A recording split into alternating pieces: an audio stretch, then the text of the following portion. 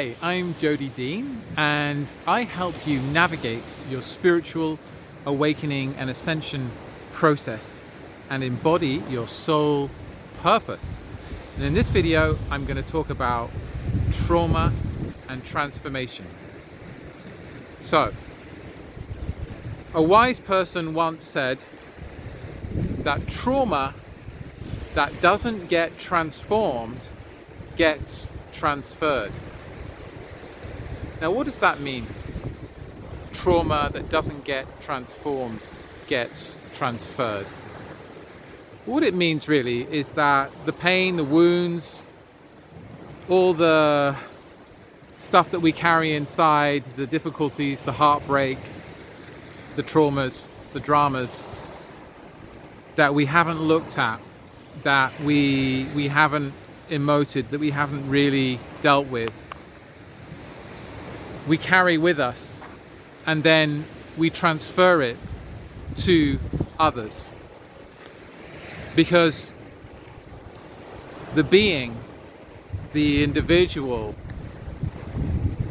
the life force, the psyche is always searching for expression, and it's searching for balance, it's searching for harmony ultimately.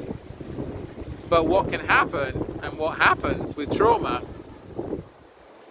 is that as we are creative beings, literally as a human being, you are a creator. You know, every word you say, everything you do, you are creating.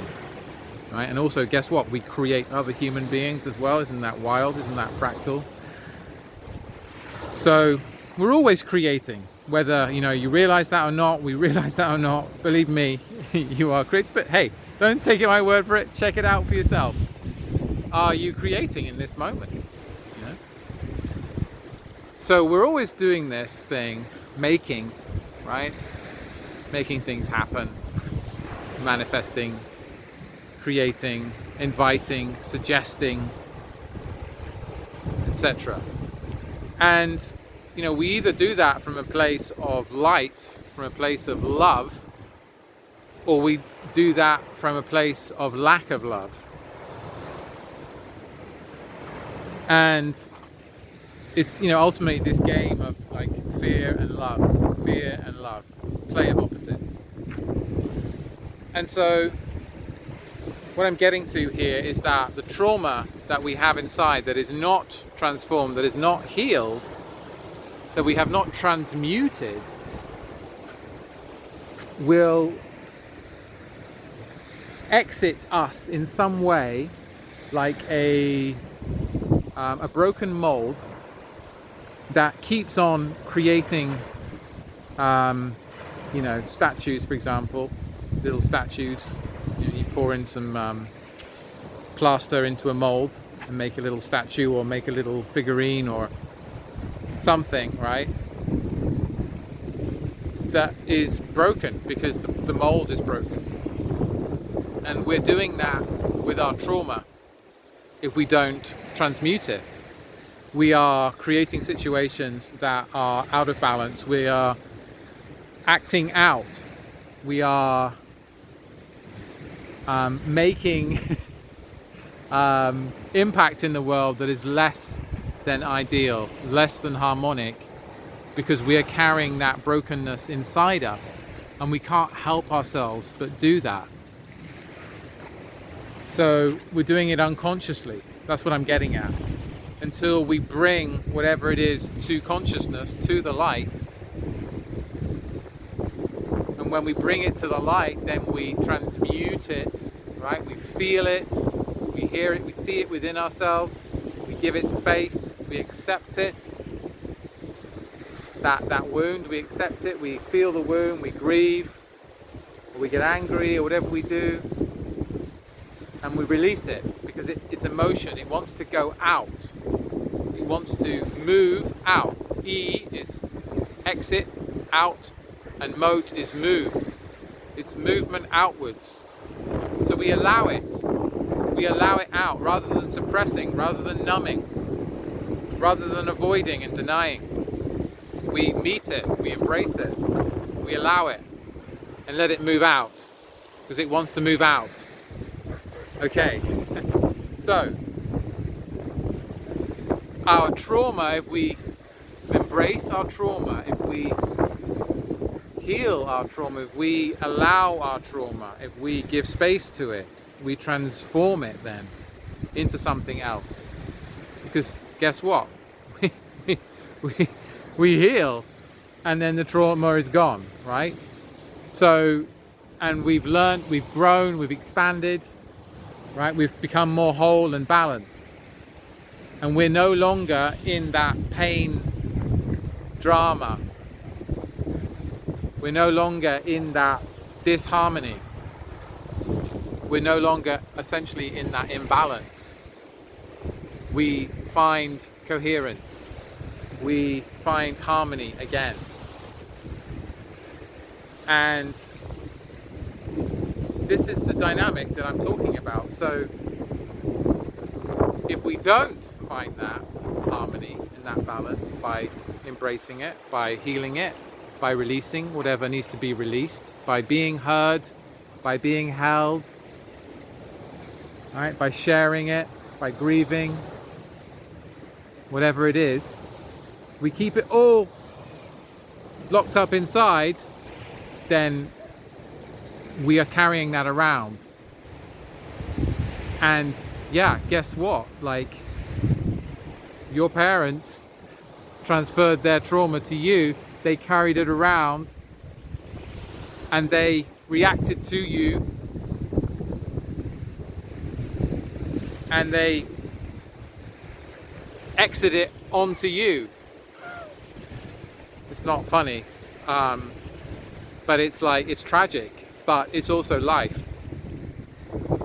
And so how healed your parents were, how balanced your parents were, how in harmony with themselves they were, how coherent they were, how much light they emitted, decided how much you received from them of light and darkness, of light and shadow, of love or fear, of pain or fear, sorry, pain or love. And so, which is basically space, right? So this is the thing.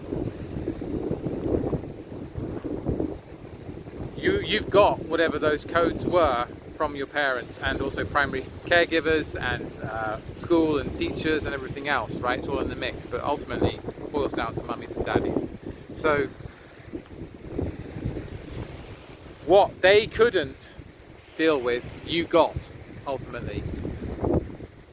And of course it's all relative, right? Because life is flux. And you know, maybe your brother or your sister, if you had one, got the bulk of certain trauma or whatever because of it was a certain trigger point for your parents, the way that they behaved. Or maybe you got it all for whatever reason because you were a trigger, big trigger for their trauma. And so you got served that as a little innocent child, that which they couldn't deal with themselves, they couldn't transmute and transform themselves, that they couldn't heal themselves by the time that you interacted with them in that moment. That was the trigger for them to unleash whatever tirade, whatever, you know, angry comments, whatever beating, whatever shaming, whatever guilt trip there was, you know, whatever admonishment there was. And let's not pretend that this doesn't happen, because it happens. And, you know, we've all experienced it, you know, whether it's been massive or whether it's been minor, we've all experienced it. Because no human being on this earth is perfect and is in total oneness and total enlightenment and total love all of the time. So let's just get real here. So you've got traumas from them, from your parents, from your teachers, etc. So what they couldn't transmute, which they didn't heal, the level of frequency they were at, whatever it wasn't light, you got that. So, and this is, again, I'm generalizing here, right? There are always exceptions to the rule. But it's highly likely that this is the case for you too. And so what does this mean? It means you've been dealt the hand that you got dealt, based on the ability of those who brought you up to transform their own dramas, pains, heartbreaks and traumas, and deal with them. And so you've got that. So what are you going to deal with that you've received? Because it's also ancestral, right? And there's research to show that it's like 6 or 7 generations deep, and it comes through the DNA as well. It's literally a transfer. And so, you may have experienced this where you've thought, where has this come from? This didn't come even from my parents or my grandparents. This is something else. And if you look, and if you're intuitive and you journey with it, you might find that it's come from your great-grandparent or their parent. And so, yes, these are the intricacies of the healing path and the awakening journey. And so, what are you going to do with the hand that you've been dealt? Are you going to transform those traumas? Because it's your choice. And if you have kids, and you may realize that already, that, oh my goodness, they're picking up some of my stuff because I've not been able to deal with it, and I'm still behaving in that way, which is my trauma response from my upbringing. And oh my goodness, I want to erase that from my child, but I can't. And they may already be grown up now. They may be a baby, or they may be an adult right now, and you may think, oh yeah, oh God, I wish I'd done that differently. But I couldn't, because I didn't know how at the time. I was just doing the best I could, and you were. But this is an invitation to also go, okay, well, yeah, I do have the power, I do have the choice, and I can decide to transmute and transform all of this trauma.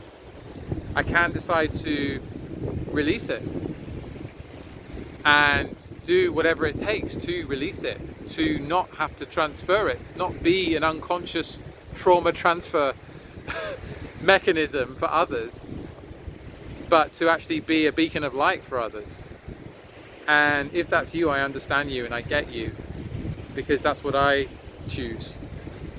In every new moment, I choose that.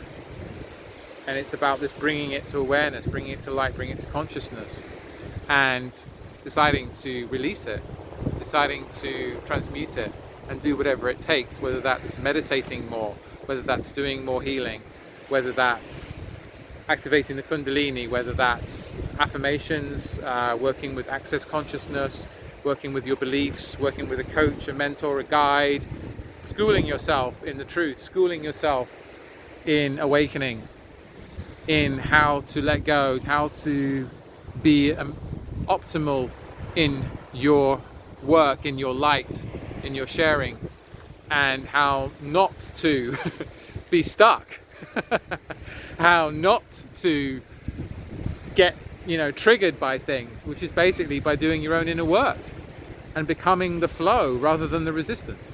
So I hope this has been helpful. If you'd like more, please explore more of my videos. I've got plenty on here. If you like this, please share it if you feel called to share it with someone, and please comment your insights, reflections, responses, feedback, revelations that you might be having from this. I love you very much. You are infinite love itself. We are this dance of creation, and we do get to choose. This is the fundamental beauty of it all. We get to choose. We get to decide. You get to decide what you want, what kind of reality you want to live in, what kind of timeline you want to be on. So if you'd like help with any of this, being more courageous with your spiritual awakening journey, I offer these free 20-minute sessions to help activate your light and your vision and get you clarity about where you are, and start to release and be more courageous in your life, be more loving, and transform that trauma. And so just use the link below to book. Okay, blessings, bye for now. Take care.